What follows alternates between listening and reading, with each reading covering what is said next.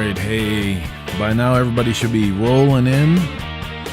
This is ShopTalk, getting ready to go live, 4 minutes and 20 seconds. I'm your host, Chris Callen with Cycle Source Magazine. Going to be a great show, even better for us because it's a night off.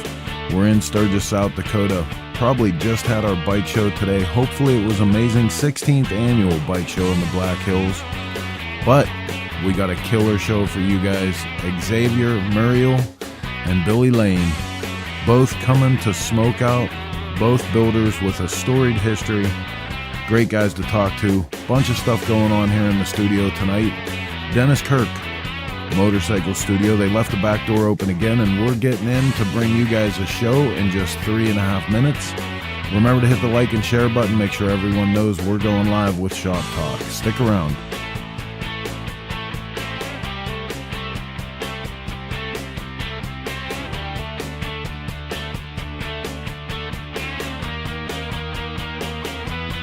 You know, the only bummer about a live or a pre-recorded live show is the fact that we don't get to see you guys as you start coming in and everybody talking about what they did today. But, you know, the show must go on, as they say. Let's bring Heather in. We'll have a little pre-show talk. Can we guess who's here already? I'm going to guess Mike Draco is in the house. I'm going to say Poppy, even though he's in Sturgis. Oh, yep. Poppy's probably here. Mike Draco. Big D's not here yet, but he's on his way. Just saying.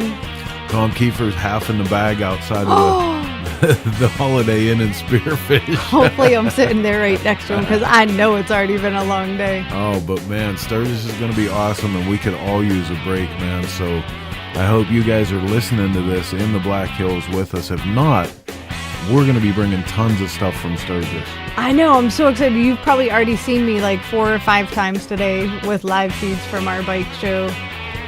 I'm hoping. Me too. We're predicting. Let me get my little magic ball. If all's going well, it's going to be a hell of a week in Sturgis. We're going to come back with tons of great content, but then just 30 days after Sturgis, we're going to be on the grounds, the hallowed grounds of the Rowan County Fairgrounds for SmokeOut. 60 days, right? Not 60. 60. Not 60. You can say 60. You can say it again if it makes you feel 60. better. 60 days. I have 60 days. Oh, my God. And nothing else to do between now and then. She's delusional. Look, we have the wrong text up tonight. Oh, that's terrible. There, now we don't. Just like the that. Magic of TV. I love studio magic. Oh, minute 33 left. Grab a drink quick. Kick back, relax, get ready for Shop Talk.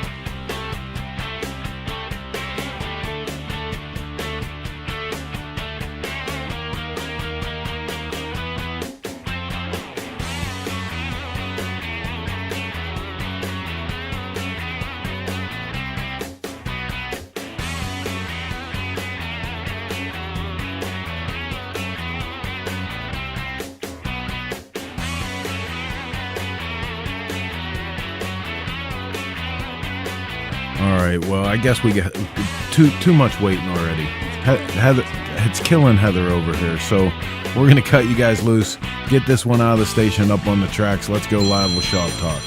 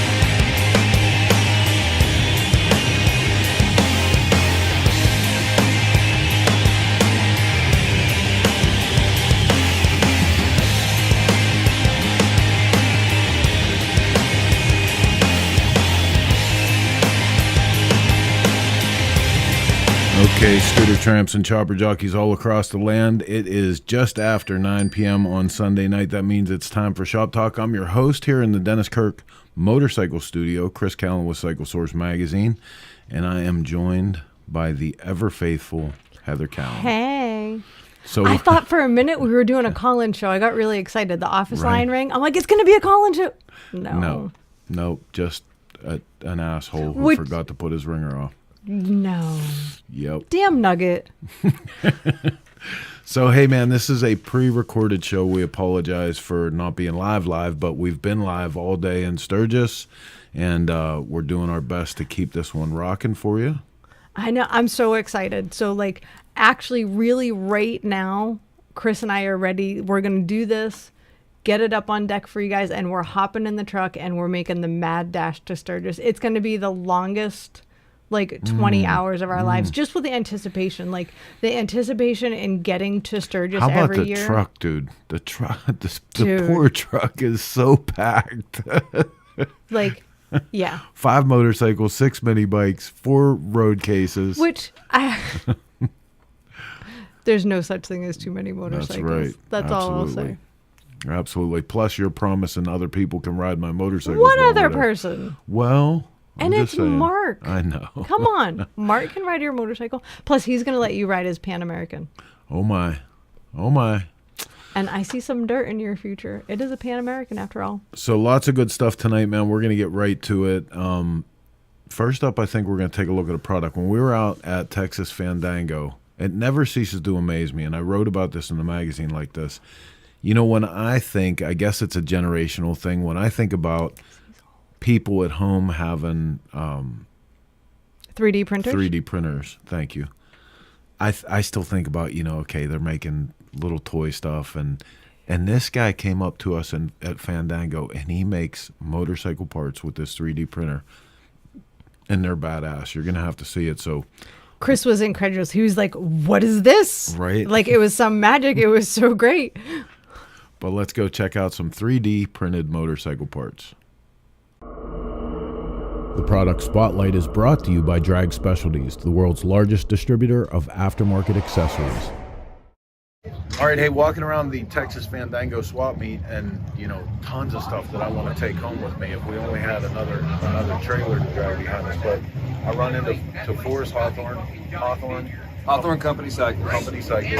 And we talk all the time about how lucky we are today with the advancements that have come along in technology when you talk about fabrication and everything else. But I'm seeing more and more guys doing the 3D printed parts. Yeah, it's crazy what's out there. So this is the carbon fiber reinforced nylon, so it's heat resistant. It's pretty tough stuff. It can handle temperatures of up to 375 Fahrenheit. So even if it's right up against your oil tank, it's going to be good. Normal operating temp for a Harley, I think, is around 325. And the whole point of this is that you can have a way to safely mount a circuit breaker anywhere on your bike. I also offer battery boxes, so if you want to convert your old panhead to a modern 12 volt or lithium ion or whatever you got, it gives you a way to mount it in there solid. Your battery's not going anywhere, and you don't have to stuff rags and foam and a whole bunch of other crap in there. And you finally have somewhere to put these damn breakers, because I always see people just zip tying them. Dude, that's fantastic. Where can people find out more? HawthornCompanyCycles.com. It's all available on there. I got some other cool little doodads and stuff. A little sash tube that you can stick under your truck frame. It'll take care of whatever you got. See, don't be that old guy. Get hip to some of this new stuff and go check them out. Awesome, guys. Thank you.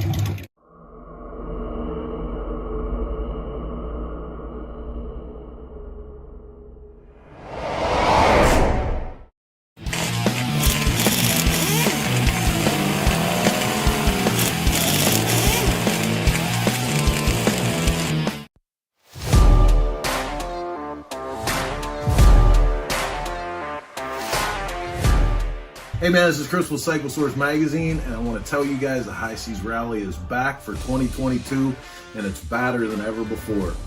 The gang's all going to be there. We got more parties, more music, and more good times than ever, and you're going to be fired up too, because this time, the drink's on us. Go to highseasrally.com today, get in on the action. We're setting sail 2022.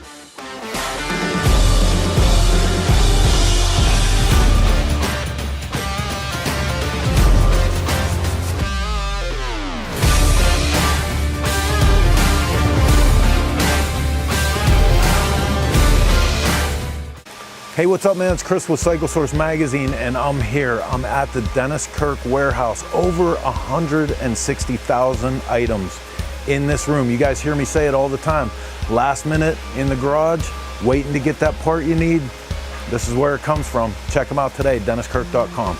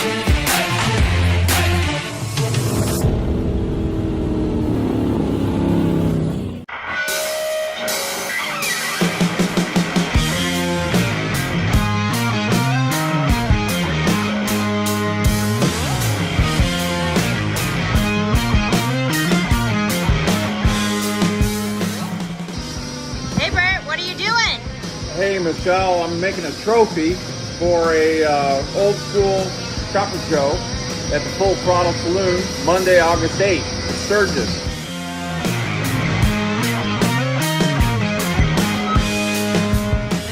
There's no winner or loser at the show. However, we're going to be giving out this trophy for the Baker Drivetrain Best in Show pick.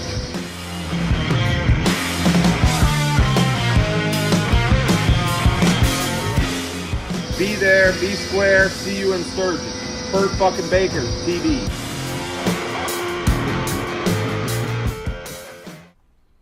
Okay, hey, welcome back to the Dennis Kirk studio. I'm your host, Chris Cowell with ShopTalk, and we got a great show today. Obviously, we're all out in Sturgis, so this is going to be one of our pre-recorded shows, but we'll be doing live stuff throughout the week from there.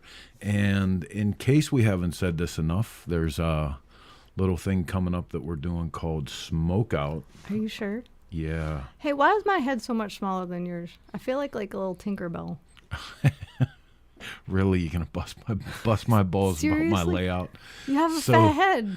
This is where we're at currently with the layout of the grounds and everything. Everything's filling up really good. We got a couple spots left indoor. So what are the chances we can actually make the venue bigger? Because I signed on a couple big vendors today. Oh, good, good. So we might need a little more space, just saying. That's awesome. Hey, I'm not going to say that's a bad thing, but, you know, this is going to be, it's really, really exciting, man. Like, more than we hoped for right off the bat. You know, when we talked about, and I can't believe it was a full year ago. It seems like 2 minutes ago that we were standing on the Rowan County Fairgrounds property and talking about how cool it would be to bring it back there. And, you know, here we are.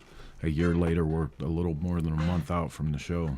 I'm not going to lie. Every time you say that, I cringe a little bit inside because I feel like it's going to be awesome and I'm so excited, but I'm so nervous at the same time. Also saying, please, dear God.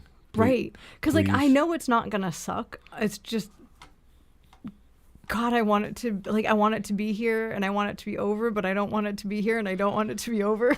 So we have so much cool stuff lined up for this. 4 different bike shows. If you've been watching that, we have the one big show. Then Pat Patterson, Lead Sledder are going to be doing a Sportster Showdown.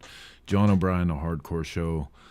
Dave Pirowitz and Jody are coming in for a Pirowitz Old School Edition paint show.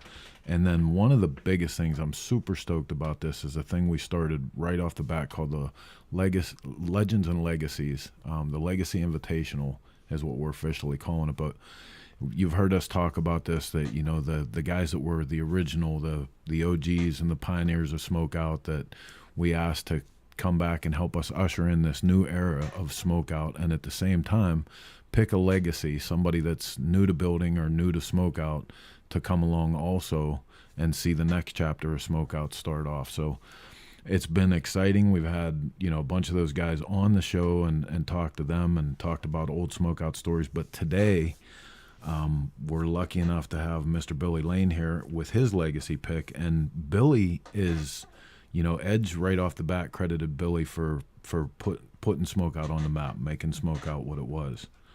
And that whole thing we're going to get into today. So let's jump on the airlines real quick here and fly over to Mr. Lane. Check him out. Just Hanging Out in the Shop is brought to you by Spectro Oils. Made in the USA since 1966, the best oil on planet Earth. Mr. Lane. Good afternoon. Airlines. What's wrong with me today? Yeah. That was a rough deadline we just got over. That's all I'll say. That was a rough one. Yeah, dude. We were till 12:30 last night on deadline for the magazine, plus deadline for Sturgis. And who am I going to tell that to, right? I mean, I imagine you have 53,000 things right now. I'm slinging the Sturgis excuse like 25 times a day right now. What are you talking about? So what I said in the intro, man, about Edge right off the bat telling us that if there was no Billy Lane, Smokeout would have never been what it was. I mean, what can we let's start off talking about that. So that was the beginning of all of it, man. That was where Smokeout and Biker Build Off and Choppers Inc. became the epicenter of what was going to be a 2-decade-long movement for the chopper and custom industries. I mean, honestly, if it wasn't for Pabst Blue Ribbon, the Smokeout wouldn't be what it is. You got to give the Pabst people some credit there. But I mean, that's nice to hear. I don't know. I mean, it was a great event anyhow. But so next year would be 20 years that Roger Bourget and I rolled in there with Biker Build Off crew. Wow. Next year will be 20 years that happened, and I mean that definitely changed the face of that event. I don't think that was the first Smokeout, was it? That was like the second Smokeout, maybe, right? I think that was the first one, if I remember right. That was the first one at Salisbury. They had the first thing that was kind of everybody just met at a hotel. Then they had the first one at the Cherokee Fairgrounds, and then they moved for number 3. They moved to Rowan County, and that's where it all. Yeah, I mean, it was that was definitely a solid event. We had a good time.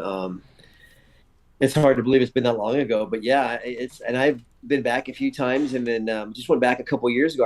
I rode my blue Shovelhead Chopper Blue up there to see Edge. Just to I was trying to get Edge to come run my Sons of Speed event. So I had been to the Smokeout in quite a few years and rode my chopper up there, from Florida, which is pretty long haul. But that was the last time I'd done that since we had done the Biker Build Off, So, but it was, but that wasn't at Rowan County. That was someplace. That was out there by the racetrack. Yeah, right that across was from the Rockingham. The NASCAR track. Yep. Yeah, Rockingham. Right. Yes, sir. She is. That is one of my all-time favorite motorcycles on the entire chopper planet. I abused her a couple hours ago, man, shamelessly, and she just takes it, man. Just take it. My friend Smitty just died, who built that engine for me. I mean, now that I think about him all the time when I ride it, I always thought about it, but I mean now especially that I ride it because it's the same engine that's been in it all these years and never been rebuilt. And God, it's got a lot of miles on it. So, a lot of people were wondering. Like we were just talking about, I was kind of wondering right off the bat too, but as we get closer now, the momentum is picking up, and man, there's so many great posts starting to show up of old Smokeout and different people's memories, and it seems like we're going to have a lot of the old crew back together, and even a lot of the original motorcycles, a lot of the past, build-off winners and stuff are showing up. What are some of the things that stick out in your head, some of those moments in Smokeout? Like one for me was the poster that's right off to my side here. Like that was watching Paul come up out of the bottom that one time on Berserker was it stuck in my head forever. I was like, man, if I could ever be as cool as this cat, that would be the shit. Yeah. I mean, I think those early ones for sure they were just really wild. And the bikes, there's so many cool choppers, that home built, garage built choppers that were there. I mean, that was what me and Paul were one day walking through there, and just tripping on the bikes. Like, I mean, and none of them were showstoppers, but there was a lot of really cool hand built, garage built choppers by unknown builders. And I think it's always been the thing about it for me, is that it was kind of like I don't know what the word is for it, but maybe it was like the Woodstock of bike events. I mean, it was just kind of a wild thing that you almost didn't think would happen, and it happened. And then the bikes were great, like the music was great at Woodstock. That's probably the best analogy I can give it. No, that's killer. And that there's a recurrent theme that we keep hearing from different people that, when they're talking about their old days at SmokeOut, and they all have that same thread, that it was kind of like fertile ground. It was a place where there was free exchange of ideas, and there was no hang-ups or anything. Everybody just did stuff. They were working on stuff, and they couldn't wait to bring it out for SmokeOut, just so it wasn't for honor or awards or anything. It was everybody was doing stuff. Yeah. I rode up there one year on my 49 Panhead.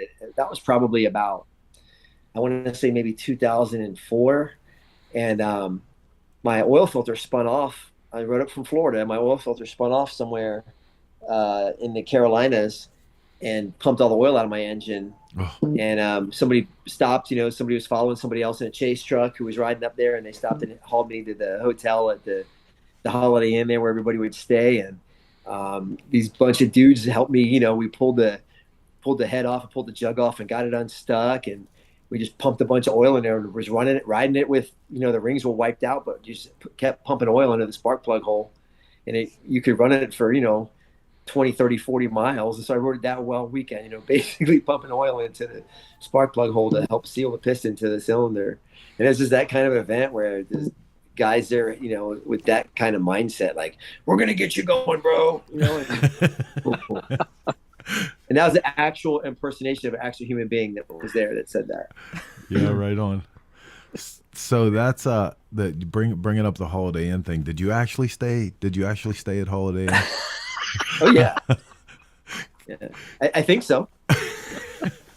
Because I know personally, me and the guys that I used to go with were responsible for ruining part of that hotel. And I mean, since that's one of the tragic losses of this, is that now the Holiday Inn is a dormitory for one of the local colleges or something. So there can never be another a replication of the antics that went on at the Holiday Inn. You broke it. You broke the Holiday Inn. Like, basically is what you're saying. You broke it. Well, you made it the holiday out, right? Yeah. But there is a suitable replacement that we found very close to the fairgrounds, and I'm expecting big things. I'm just gonna say right off the bat. Let's just say, when people call and ask me for hotels, I'm like, well, which one are you looking for? Because this is where we're staying, and then this is where the party is. Take your pick. Yeah. Oh man. So we can always show up at the dorm and just act like it's the Holiday Inn. I think it's a girls' dorm too. That might not go over real well. Might go over great. Oh man. We want Salisbury to want us back. Dude, that's a thing that's crazy too, is like, for a lot of people don't realize that the reason why SmokeOut left Salisbury really came down to two people on the local board there. And right after SmokeOut was out of there the first time, those people were voted off the board. Everybody in that town wants this event back. The police, the county fairgrounds people, the visitors and convention bureau, like, everybody wants SmokeOut back. They're so excited. Yeah, it's I think it's time. Like you said, certain things circle back around after enough time passes, and it's time to do it again. And seems like the time to do that. So let's talk about your legacy. It seems like every one of you guys that I'm waiting to see, like, wow, who's he gonna pick? And every one of you guys, it's been the perfect person. But how do you come up with this? Like, how do you even think when I first asked you about this? Because it was a long time when I asked you and said, go ahead and start thinking about who you're gonna pick for this. It's hard to pick there's a lot of talent out there these days, and then it's so much of the bike world now is an online thing, you know what I'm saying, like the reputations and the the cred is online and it's not real like it used to be in the old days, which, might sound old by saying that, but, but then when you asked me, I mean, the first person that came to mind was my pick, but I didn't know how he would feel about that. So I didn't know if somebody else had already picked him. And it was, so it's kind of a hard choice because I take it seriously. I mean, I know how when I got breaks in the bike industry, so you don't know if you're stepping on a landmine or a gold mine sometimes. And, so when you get an opportunity, you don't know what to do with it, how to take it. And you find out later that you picked the right one or the wrong one, right? You don't know as you're making the choice. So it's hard to put somebody in that situation and say, where I'm going to, you're my pick for this. And it puts pressure on that person that, sometimes they might not have otherwise had. So, but, then it's easy because I'm not going to pick an a-hole. I'm going to pick somebody who does good work. And I just talked to somebody else today. And I was like, man, I want to interview you for my YouTube, and, I respect your work and I respect you as a person. And it's so easy to pick somebody using those criteria. So that's kind of what I always use. That's what I used here. Right on. So I'm guilty of, like, I guess not paying attention enough because I knew, and obviously, we've already released and everything that Xavier is your pick, Xavier from Providence Cycle. Right. And, I guess I'm guilty of not paying attention to how close you guys had been for so long. When we started going back through pictures and stuff, like, the ride across the country and different things, like I didn't realize for how long you had been friends with him and how much time you actually had behind you. Yeah. I mean, it's been a long time. And, it's like so many of my friends, including you, Chris, the motorcycle industry motorcycles is what brought us together. And then the fact that you're a good person and Xavier is the person that he is the reason we remain friends. It's not because, I'm not friends with you because you run a motorcycle magazine, and we're friends with you because I like you. You're friends with me in spite of that. Right. Well, that's, I was trying to dance around that delicately. And then, but, with him with X, I mean, I know him so well, respect him so much. And then, I mean, how could I not pick him? He's a better custom bike builder than I am drummer. I had to pick him.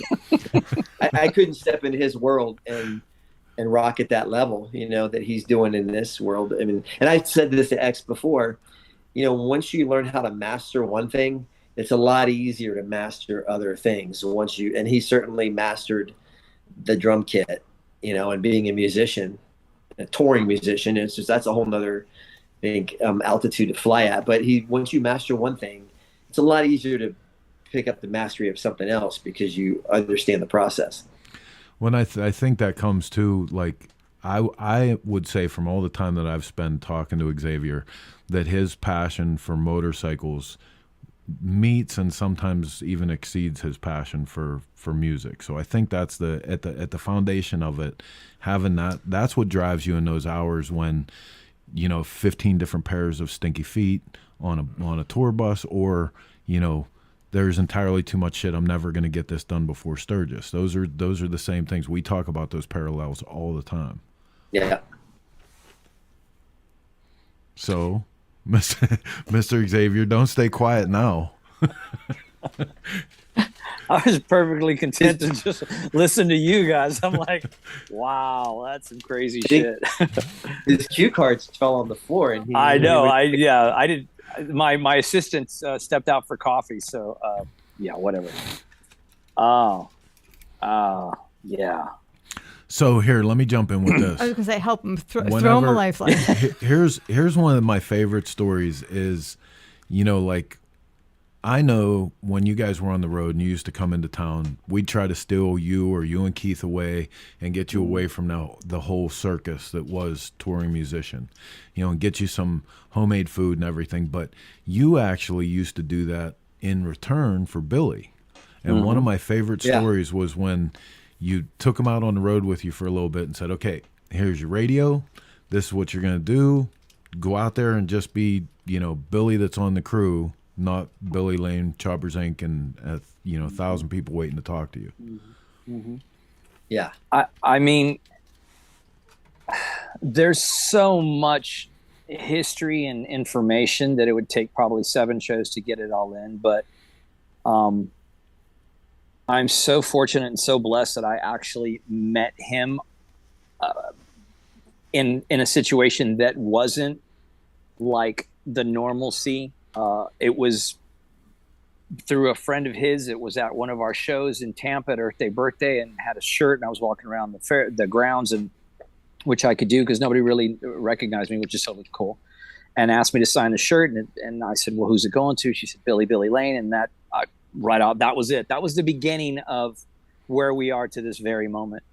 But like everybody that is in the motorcycle industry, then, now, way back, I was watching him while I was working at a custom shop in Austin way before I moved to LA for the 3rd time and joined the band.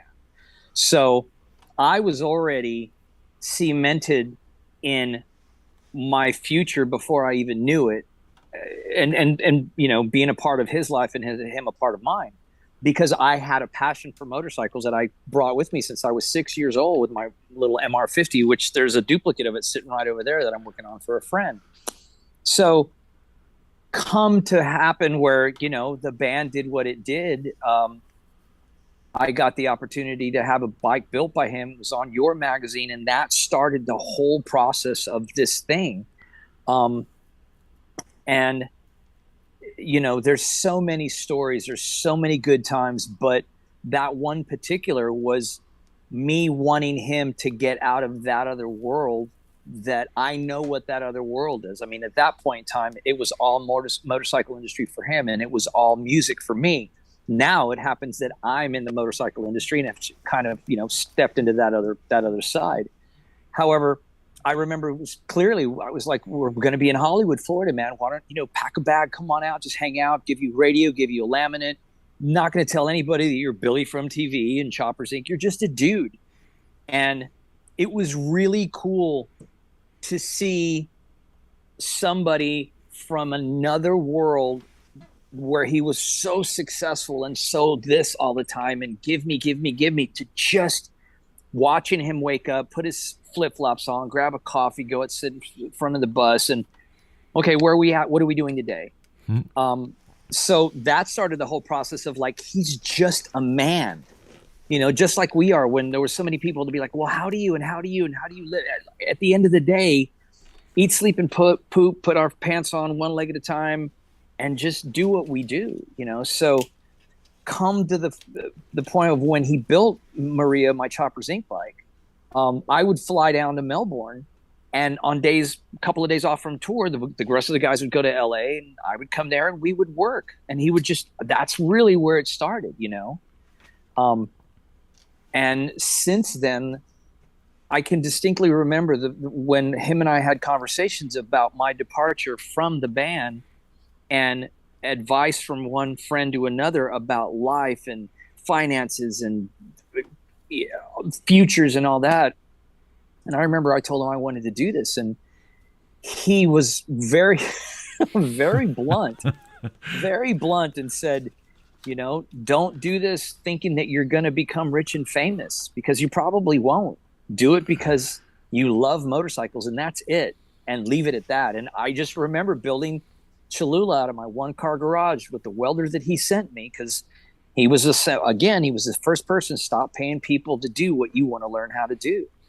And that's where it really started. Like, man, I can take the same love that I have for this over here, which is going with no formal training whatsoever, and did what I did along with the guys in the band, to the same thing of like, just, there ain't nothing to do it but just to do it, you know. It's banging and welding, like he's said a million times to me, man. So it's been really cool to be able to step back and out of it for a minute and remember where it started, the first conversation, to where we're at now, and everything that happens in between.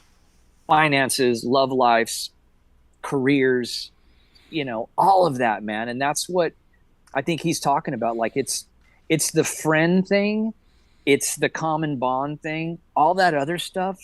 Let everybody else deal with that stuff, because I'm not interested in it anymore, you know? I think that's kind of what I'm getting at too, that I'm realizing with SmokeOut, is that was the beginning of so much of that for so many of us.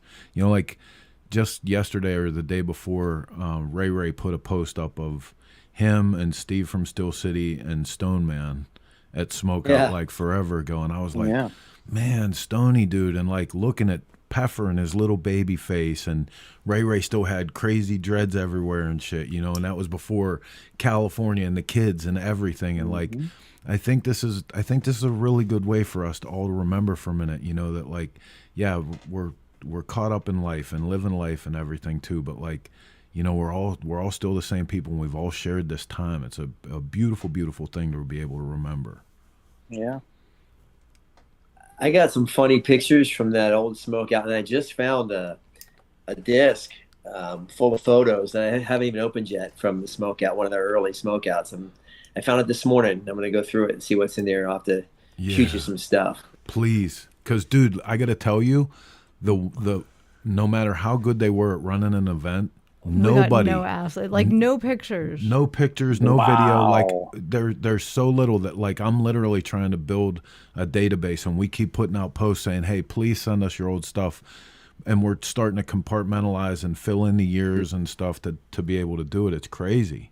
It's crazy. I mean, there's something cool about that. I mean, the technology was so not what it is today. But isn't there a beautiful essence about that everybody was so busy enjoying life and having a good time with their friends and their bros and drinking and falling over and burning their pipes, burning their legs on a tailpipe, that they weren't all just like, oh, hey, bro, click, click, click. I mean, there's a certain beauty in that. I think it's amazing.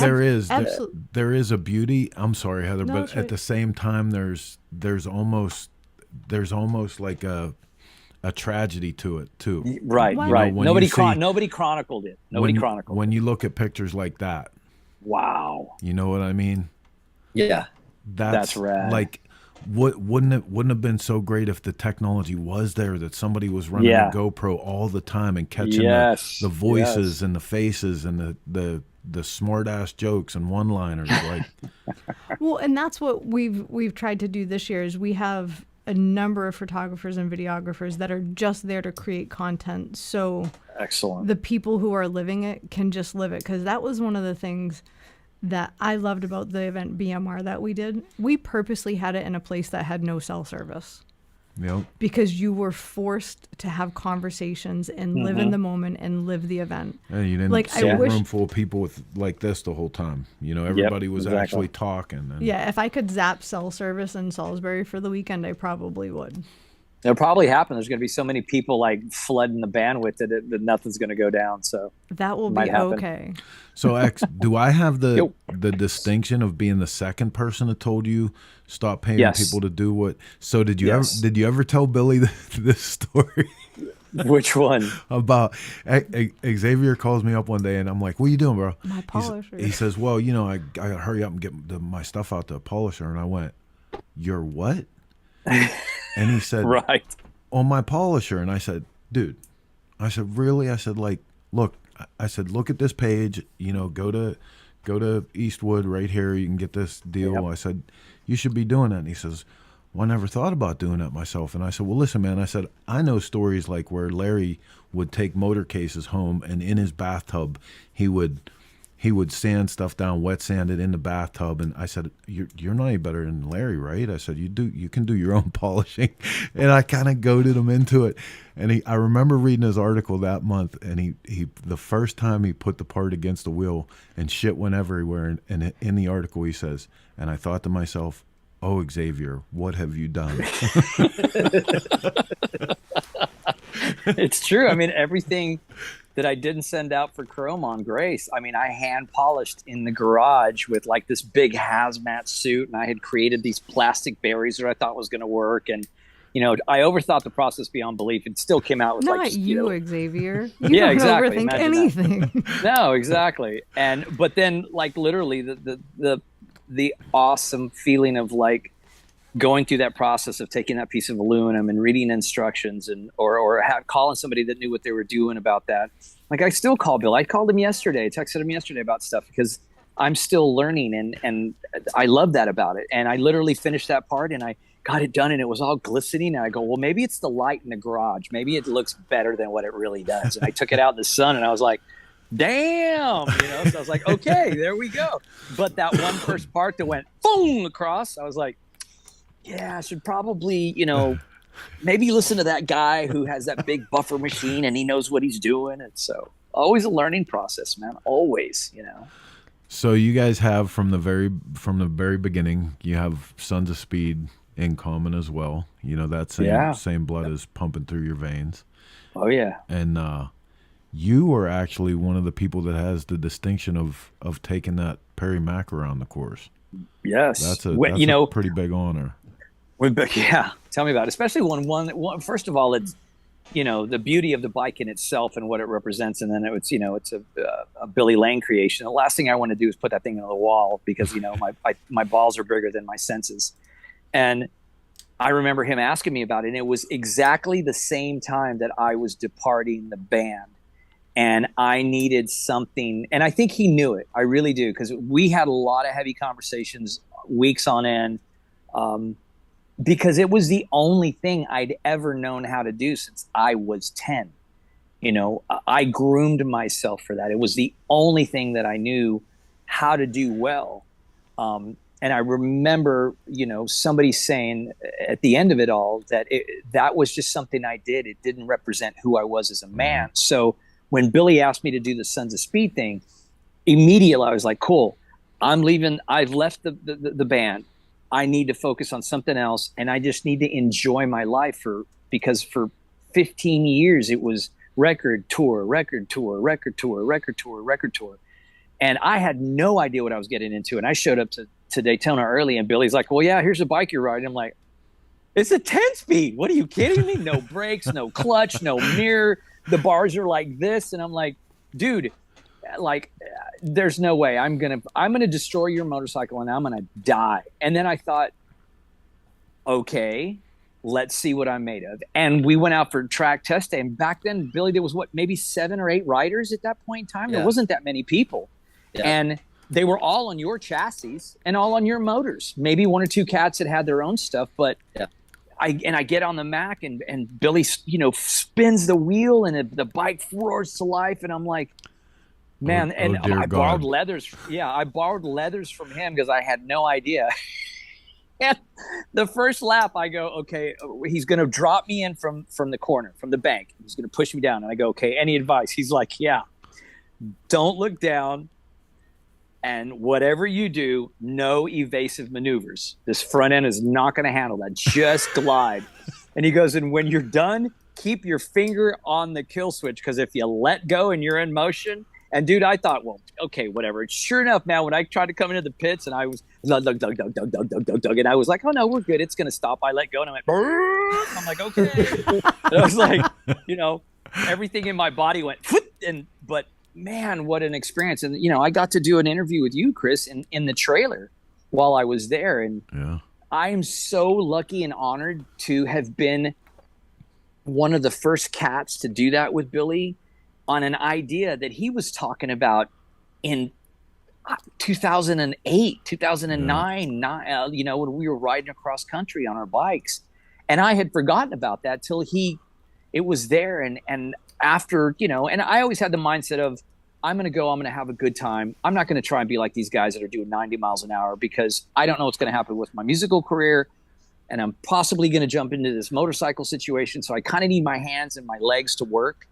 And I just remember riding around the track on that bike going, this is what they did back in the day with no helmets, no leathers. And they were hauling ass, like scary speeds. And the one day that we had propped the bike up, I'd done a heat run, and I walked away from the bike and the rear tire goes, boom. And I'm like, okay, well, lucky that didn't happen while I was riding. And everybody rushes over and they're like, hey, well, we got it. I'm like, get away. Everybody get away. And Billy looked at me. He's like, change the tire. So I went and got a tube, and I was like, okay, it's like a bicycle, push, do that. And I put the talcumed it out, did that whole thing, put it back on, aired it up, let it sit for a minute, went back out and did a couple of more rides. And I was just like, that you can't get any cooler than that, man. Like those, like Billy said, the first audience that saw the Sons of Speed race hadn't seen anything like that in over 90 plus years. And now it's grown to such a phenomenon, and the categories have gotten so big. And of course, with more people becomes more competition. So now you've got guys out there that are cooking, man. They are cooking. Yeah. And unbelievable to watch, but like a really awesome sense of like, just like I was a part of that, as small as it was or as big as it was, whatever. I was part of, and I got to share that with him, and the idea that he had way before anybody took him seriously, Well, and listen, in my humble opinion, though, as cool as the first race was, the first audience, the first track experience, I think that you're luckier still to have been one of the guys that was part of that first week of the garage life living up to Sons of Speed. No, seriously, because that was the coolest shit I've ever seen in my life. That was like walking in that room and seeing, okay, here's Barry Wardlaw, here's Billy Lane, here's Paul Cox, like just right down the line.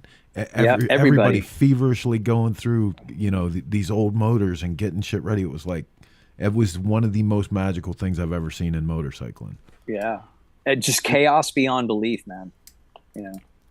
Those nights were wild. That first couple events, man, they were wild. I would come in there, I would leave and go home to be with my kids and my wife, and then come back, and I would be like, "Wow, yeah, even too much for me." I remember the stuff that was going on. It was amazing. I remember Paul rolling in. I can't even remember how many days out, but he was late as hell, and he rolled in, like, threw a frame on the ground, threw a couple boxes of parts, and like went to work at putting the motorcycle together. And I'm sitting there going, "Oh, you got to be kidding me! Like, you're not actually going to take this thing on the track after slapping it together in 2 minutes flat." Yeah. And I remember that because he literally at one point was like, "Hey, X, you got a minute? Can you help me with something?" I'm like, "Yeah." So I walk over there, and I think he's going to ask me, "Hey, can you hold these handlebars while I like tighten them down or do something?" He's like, "No, hey man, can you take that front end? I need you to put a tab there and weld this and do that." And I'm like, "What?" Like, Paul caught what? And he's like, "Yeah, man, go ahead. Just, it doesn't have to be pretty. It just has to be strong." And I had very, very, very little welding experience at that point. And I remember thinking, "Okay, man, here's that thing where all the godfathers, the chop fathers are talking about. They throw you into the deep end and figure it out." And I literally was just like, "Okay, just bury the rod." When I did it, he came back and he's like, "Yeah, man, that looks great. Okay, so now I need you to." I'm like, "Oh, wow." It was such an, I remember. And that's that thing that we always talk about, dude. It's the experience, man. Yeah. It's the experience. Yep. Yes, sir. Paul came in. He had his bike, ready to fire up, and I think he might have even run it on the fuel bottle. And he goes, "Hey, I'm not going to have the time to make a tank for this thing." He goes, "You think I could borrow the tank off of that blue bike in your office?" I go, "What? You mean my $125,000 Crocker?" He goes, yeah, that one. Okay. And hey, Billy, didn't he put it on with a belt? He put it on with a belt. Yeah, he wrapped it around the frame and then tied the belt to it. I'm like, "Okay, well, there's that." That's how it was. And it worked. It worked. Yeah. He rode the bike. So. Well, you guys, we got in October. I don't know if you're coming to Biketoberfest, X, but get you guys on my 45. And you got to ride my. Chris, you haven't ridden a 45 yet, have you? No. On the track? No. Yeah, you got to get on my. I know I offered you a 10 jam, but everybody had a lot going on when we were wrapping up. But you'll enjoy that. It's 10 jam the same was run. cool. Like Xavier. 10 jam was cool. As cool as New Smyrna is, like watching all these guys figure out the difference with that clay dirt track. The clay dirt, yeah. And then I got to ride there. I did get to ride Dan Tosa's Indian, which was a blast. But man, watching those guys go around that track, it was a whole different thing. It was this plus a different thing because the track was perfect. Yeah, it was a beautiful. I'm really track. bummed I missed that one. So, but. Yeah, I'm totally excited to get on a 45 in October because it's something I've been wanting to get one and build one but I've wanted to do a street legal one as well as be able to take it around the track. And I haven't quite got there yet. Still working on it. It's a work in progress. I think Xavier, I think Roadside is going to have one ready for us either by Oktoberfest or at least by Daytona. Right on. He's been working on a 45. Him and his daddy are putting together one. We're gonna launch flat broke racing. I heard you got moved from racer to announcer, though. No, that's not. Listen, I'm happy. Nope. I'm happy to help out, but if I actually get to ride a motorcycle, oh yeah, you're so funny. So I'm Hey, super while excited we're to have. talking about- Oh, go ahead, Billy. No, you go. I was just going to say how excited I am to have both of you together for the weekend at SmokeOut. Like that's going to just be really cool because usually you guys are both running and you're so busy because you're at Sons of Speed or this, and this is just going to be like, okay, I can breathe for a minute. We're here just for motorcycles. Yeah. I'm excited to be able to just sit next to him and people watch and look at motorcycles and then go, okay, let's go for a ride and literally ride again. Cause it's been so long since we've ridden together, which, is going to be an amazing time, but also again, filing all those experiences and those memories in the back of my head, so it's, I'm looking forward to it because again, I was one of those guys that sat and watched those biker build-offs and watching him ride in on Misbehaving, which at that point in time, I remember guys coming into my shop going, hey man, can you build that bike? No, but he can, And like he said, the bikes were so different than they are today. And much like music and anything else,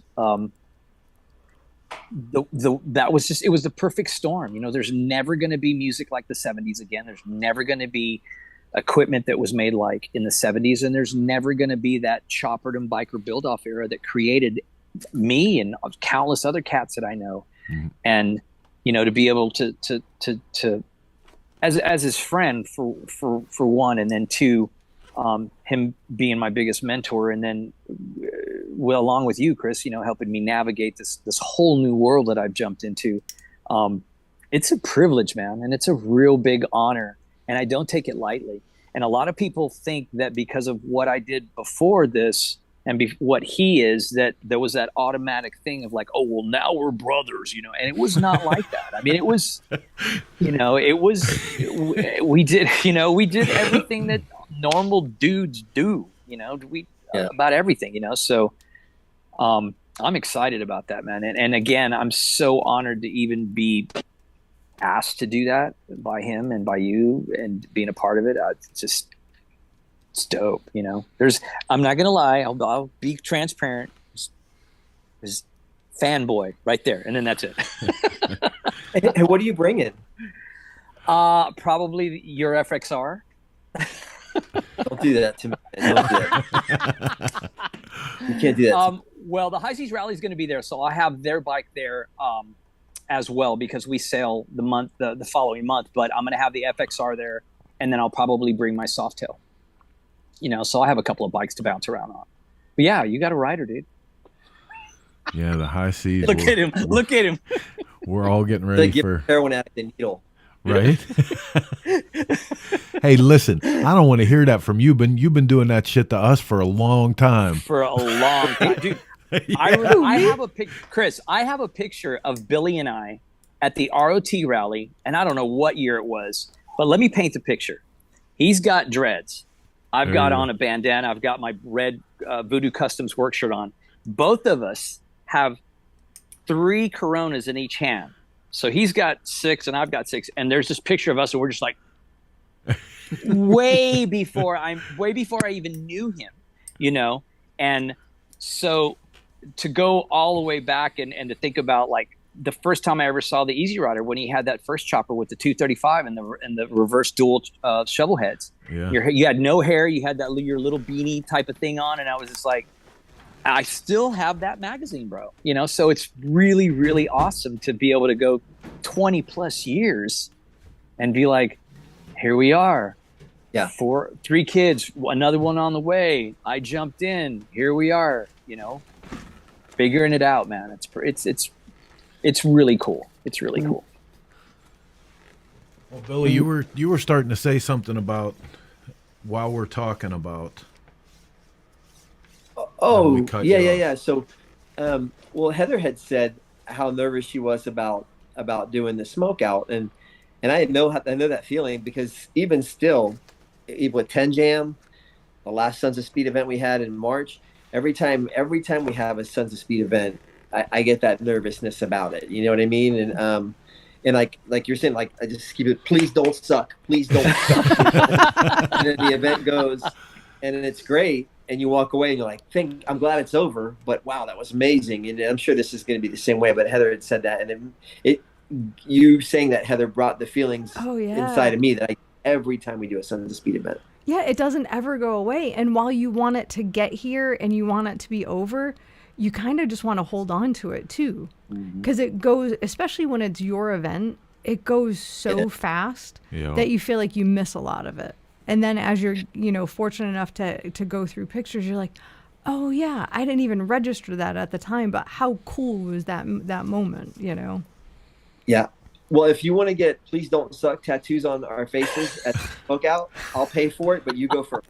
Yeah. Oh. Okay. Well, so every time Chris goes on stage, that's what I say to him. I look at the last thing I say to him is "Don't suck." Yeah. Every time he goes on stage. Steve Shaw, our tour manager, for 12, 13 years, he'd be right there with us, and we'd all group hug and da-da-da-da. He goes, okay, guys, we're at Madison Square Garden with Kiss, and he'd go out there and have a great time, and remember, don't suck. And he'd just walk off, and we'd be like, wow. You're like, wah, wah, wah, wah. It doesn't matter who you are when you hear that, because you kind of go, what if I do? Dude, because in the audience, you're not a human being. You're bigger than life, Right. You're right. And to you, man, I just, I need to take a leak, or I need to take a dump, and I got to play that, Yeah. I don't. I'm tired. I've got pneumonia, or I've got bronchitis or whatever, and you still got to yeah. And there was a couple of times we played Daytona, and you'd show up, and everybody would be there, everybody in the side wings. The side wings would be full of motorcycle people. We wouldn't even let bands that opened up for us come on the deck. It would be all reserved for our friends. And I remember be looking over you, and you'd be fucking just jamming out like that. And I was like, geez, Xavier, if you suck right now, boy, you're going to look stupid, X, I told you the story about when Big House opened in Daytona for Black Label Society, and the stage manager comes up, and we're all nervous backstage because we're opening for Zach. For Zach, yeah. And he looks at us, and he goes, "What's going on?" We're like, "Oh, just pre-show jitters." And he's like, "Oh, you guys will be all right." And we're like, "Yeah, we hope so, but who cares about the opening act?" And he walks over and he pulls the curtain. He said, "You see that out there?" He said, "That's 3,000 Black Label fans." He said, "If you suck, it's over in 3 fucking songs." Mm-hmm. We were like, okay. Yeah. We opened up for him in Germany. And there was more barbaric bearded, doom crew and they all the arena stunk so bad it wasn't even funny. And we go out there, and they wouldn't let me put my drum set on a riser in front of their riser. I had to sit on the floor. So Josh had about 6 feet of running room, and they're all, dude, in the front barricade like this. Oh yeah, I Nordic, that. Just angry. Yeah. And here we are. I'm sorry, I'm bad. And they're just spitting at us. They're flipping us off. A bunch of them turned their backs. I was like, okay, it's no, listen, on. that's for real. Yeah, started playing harder. Yep. And I started slinging sticks at them and hitting them. Boom, boom, and they turned around. And by the end of the set, and Keith was spitting on them back, and then it became war. And by the end of the set, they were like this, and I was like, okay, we're not going to die tonight. This is I thought, okay, they're going to be waiting for us by the bus, and they were, but they were like, wanting us to sign stuff, and I was like, wow, we made it through that, That's I crazy, have to say, man. That's almost exactly what happened to Big House at Black Label. That's a real thing, dude. Black Label Society fans that's no joke. But by the time they got off the stage, pissed. There was a line of people waiting to talk to these guys. So it was pretty much the same. I don't think they spit on you though. There was a couple that were not. They were not happy. I got spit on.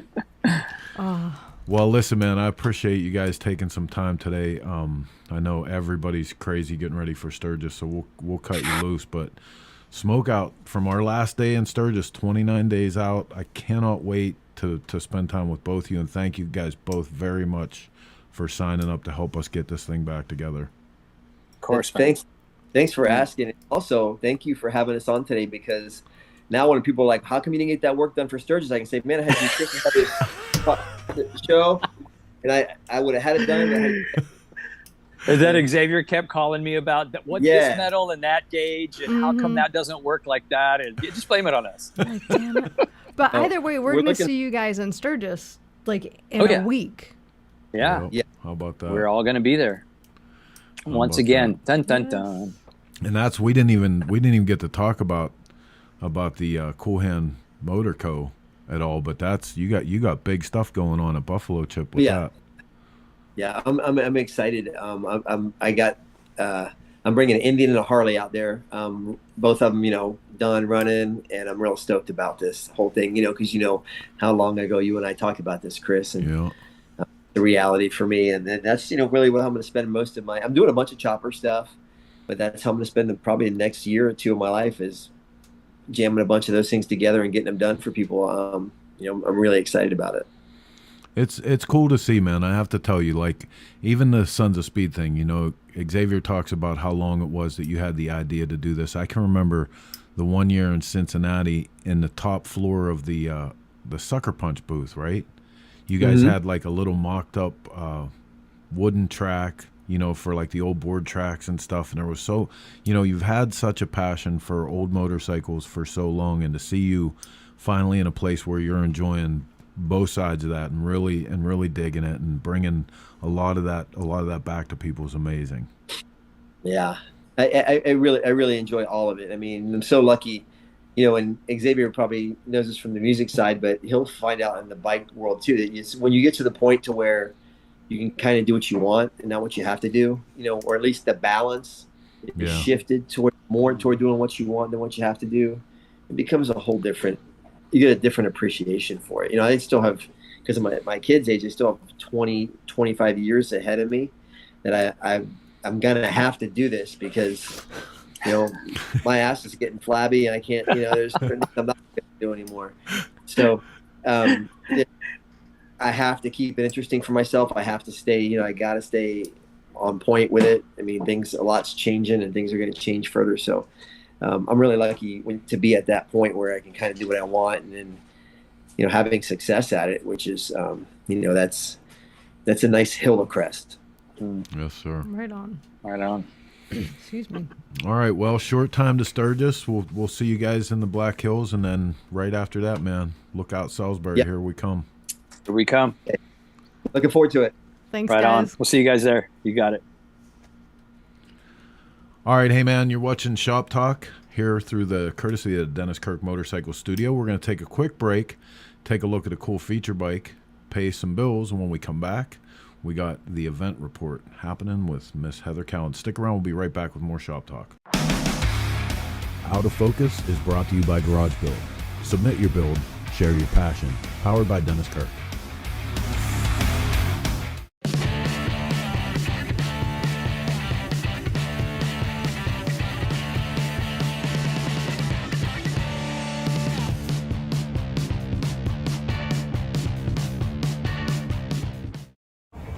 George Heflin from Jacksonville, Florida.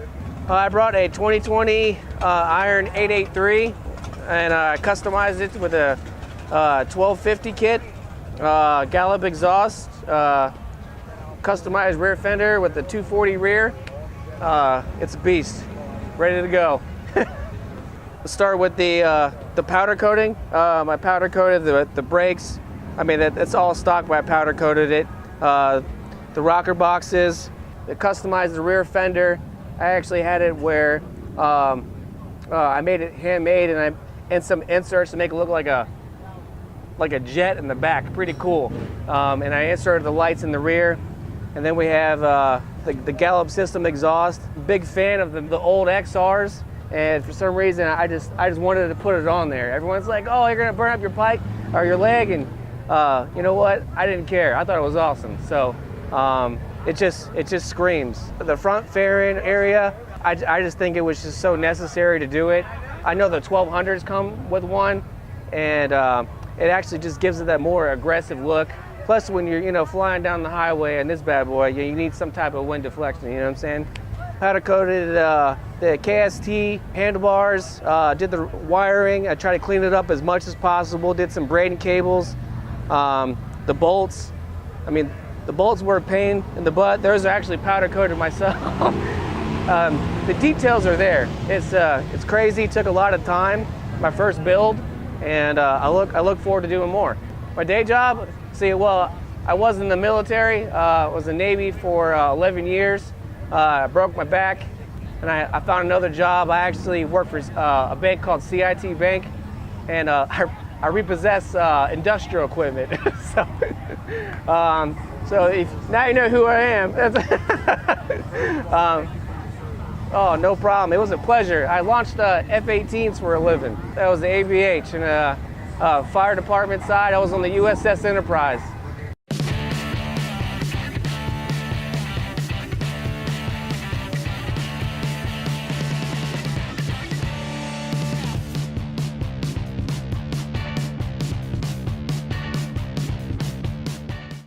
George Heflin from Jacksonville, Florida.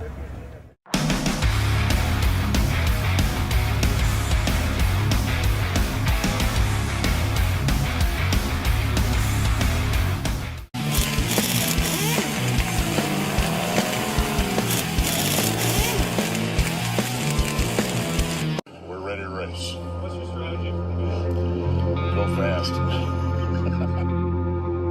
The Fueling name has been associated with racing and high-performance engines since 1974, when founder Jim Fueling started fueling the flames. From Daytona to Monaco, from the Bonneville Salt Flats to the Indy 500. Fueling is here to compete. Look for the Flying Pig to run up front this year with pilot Ben Bosman. Fueling. No bullshit, just performance.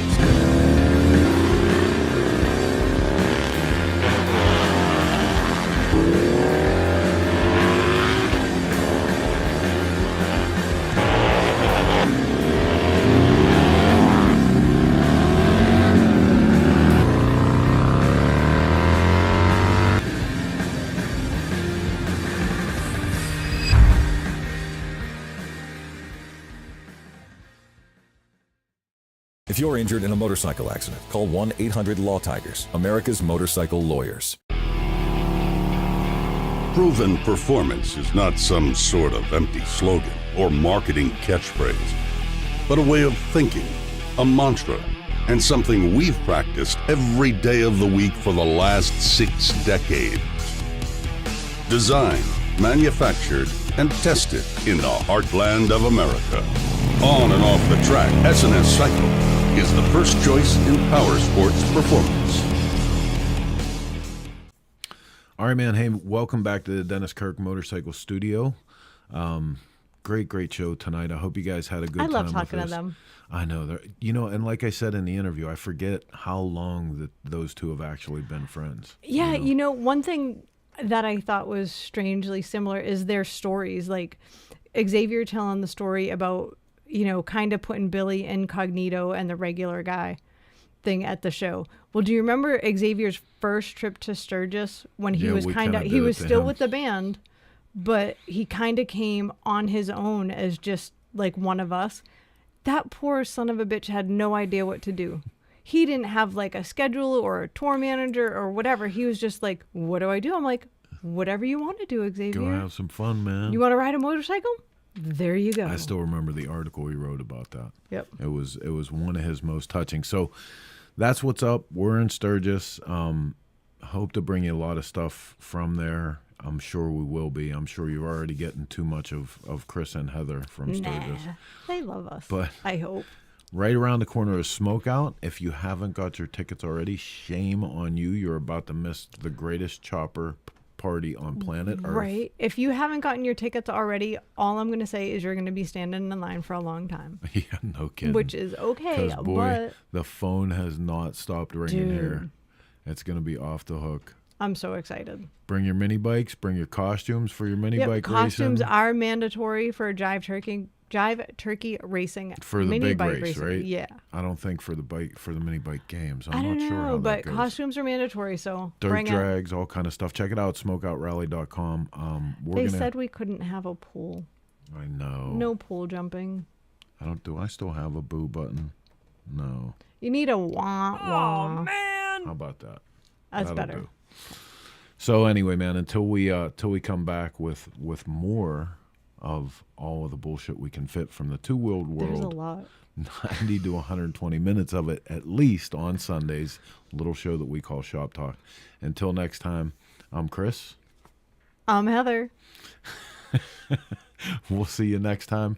Same chopper time. Same chopper channel.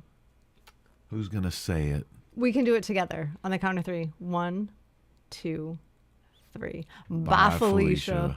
It's not the same without you here, Martin. We'd like to thank our sponsors for their continued support, and we hope you pay them a visit when you're in the market for great motorcycle parts, products, and events. S&S Cycle, Makuni American, Baco Parts, The Broken Spoke Saloon, Twisted Tea, The Iron Horse Saloon, High Seas Rally, Twisted Choppers, Twin Power, Drag Specialties, Geico, Law Tigers, Tech Cycle, Fueling Parts, Lone Star Rally, Hijinks Apparel, Progressive Insurance, Spectra Oil, No School Choppers, Motion Pro Tools.